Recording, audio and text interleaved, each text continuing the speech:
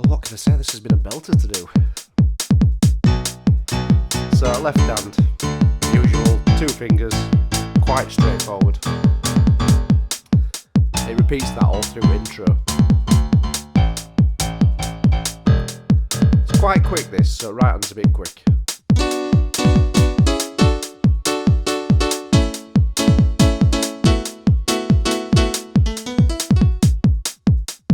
It needs that extra note on that last chord. I can just hear it, and if I don't put it on, I can tell. Now there's 2 ways of playing this, the second part. There's a simple way.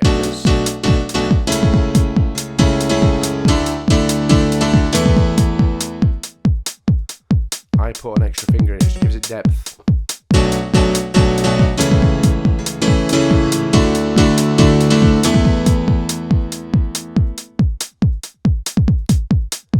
I thought about doing this one a while back, but the backing track I just thought it was going to be a nightmare to make, but to be honest it weren't that bad. Once you dissect it.